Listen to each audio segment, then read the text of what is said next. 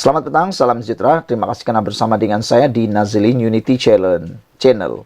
Dipetik daripada Harapan Daily dengan tajuk Tolak PAS yang memperbodohkan atau membodohkan rakyat.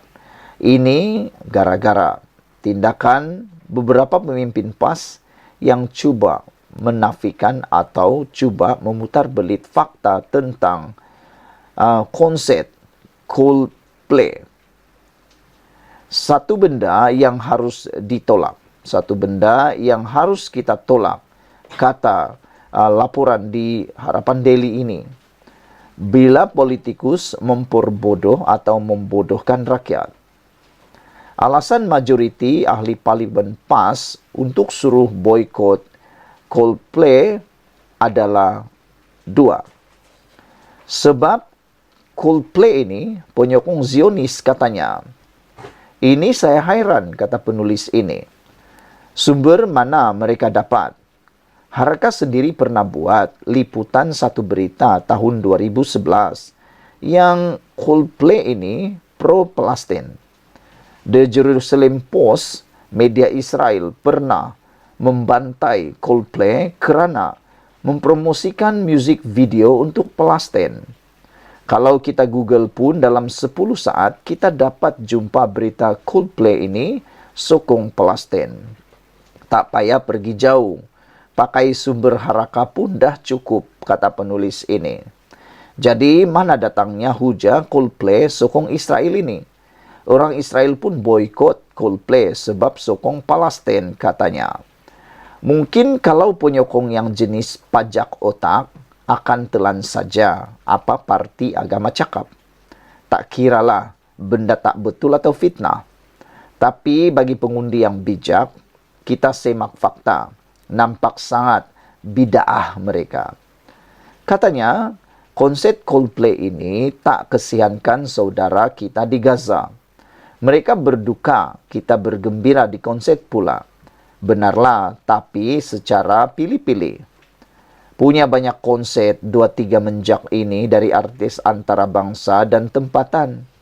Mereka tak suruh boikot pula, walhal kalau konsep tu tak boleh, patutnya terpakai kepada semua, katanya. Berapa banyak perang yang ada di Syria, tempias saudara seagama sebelum ini, tapi tiada pula mereka suruh kita empati, hentikan semua konsep. Masa kerajaan 33 bulan, punya banyak konsep.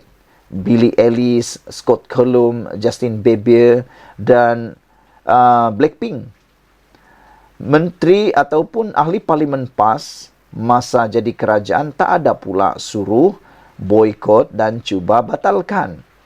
Bukankah seperti menepuk air di dulang, terpercik ke muka sendiri? Modal konsep ini PAS dah guna sejak saya lahir lagi, kata penulis. Carilah modal yang bijak sikit. Sebab masa anda jadi kerajaan pun benda sama. Terleka juga tak buat apa. Orang sekarang dah buta mata. Penunggang agama itu benar. Ataupun penunggang agama itu real, katanya. Penulis daripada laporan ini ataupun tulisan ini ialah Liana Marzuki, seorang aktivis politik dan juga bekas peguam. Sekian dulu untuk kali ini. Jangan lupa tinggalkan komen anda, tekan butang subscribe. Malaysia kita punya, kita jaga sama-sama cintai Malaysiaku. Bye-bye. Selamat petang, salam sejahtera. Terima kasih kerana bersama dengan saya di Nazilin Unity Channel. Saudara-saudara sekalian, ini satu lagi berita yang paling hangat untuk kita semua. Persoalan dia ialah, adakah Nick Elin adalah ahli muafakat nasional? Dipetik daripada Harapan Daily.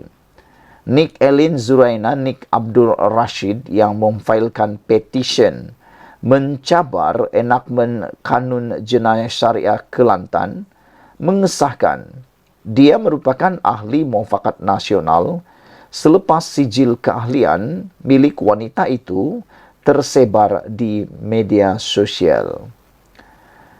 Melihat tangkap layar sijil yang tular, jelas nama Nick Elin tertera di sijil tersebut bersekali dengan nombor keahliannya dalam mufakat nasional. Sijil itu dilihat ditandatangani Tan Sri Anwar Musa selaku Presiden Mufakat Nasional ketika itu. Turut tersebar foto memaparkan wanita itu bergambar dengan ahli parlimen Kota Bahru, Datuk Seri Taqiyuddin Hasan dan Anwar Musa. Nek Elin ketika dihubungi Harapan Daily menjelaskan dia mendaftar sebagai ahli mufakat nasional selepas dijemput sendiri oleh Anwar Musa. Ya, sijil itu benar. Anwar Musa jemput saya jadi ahli, kata Nek Elin. Bila Presiden sendiri yang jemput, kita turuti, kata beliau lagi. Nek Elin sebelum ini menjelaskan fotonya bersama Taqiyuddin diambil pada Mei tahun ini ketika Majlis Hari Raya Mufakat Nasional. Susulan tersebar keratan sijil tersebut, timbul spekulasi mendakwa Menteri Undang-Undang ketika pentadbiran Perikatan Nasional yaitu Taqiyuddin sengaja membenarkan petisyen Nek Elin supaya isu tersebut dapat dijadikan peluru untuk menembak musuh politik mereka di masa akan datang. Ada juga yang mempersoal Nek Elin sebenarnya bersama dengan siapa. Bahkan timbul dakwaan mengatakan ada unsur sabotaj dari pembangkang untuk mencemarkan nama Kerajaan Perpaduan apabila menunggang kes ini.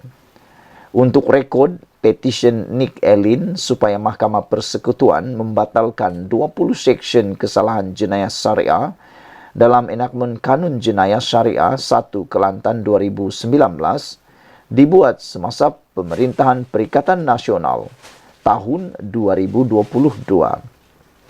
Tetapi untuk memahami ringkas isu ini, Nek Elin sama sekali tidak mencabar undang-undang syariah.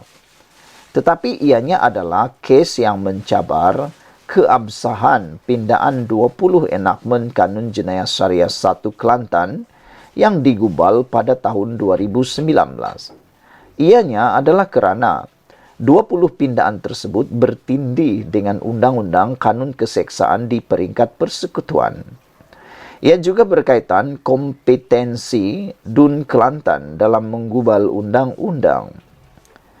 Ketua Hakim Negara Tun Tengku Maimun Tuan Mat juga telah menafikan tanggapan bahawa Mahkamah Syariah akan terkubur berikutan petisyen dikemukakan wanita itu yang mencabar peruntukan undang-undang dalam enakmen tersebut. Jadi adalah amat diharap rakyat Malaysia dapat bertenang selepas mendengar penjelasan penafian daripada Ketua Hakim Negara ini. Persoalan besar kembali timbul kepada kita semua. Adakah Nek Elin, ahli mufakat nasional, sudah terjawab dengan pengakuan beliau sendiri bahawa sijil yang tular itu memang adalah sijil yang benar dan beliau telah pun mendaftar sebagai ahli mufakat nasional selepas yang mengejutkan kita dijemput sendiri oleh Anwar Musa. Dan gambar yang tular juga telah pun disahkan bukan gambar edit, bukan gambar palsu, tapi gambar yang benar bergambar dengan Datuk Seri Taqiyuddin Hasan dan Anwar Musa semasa Majlis Hari Raya Mufakat Nasional Mei tahun ini. Bukan tahun lepas, tapi tahun ini.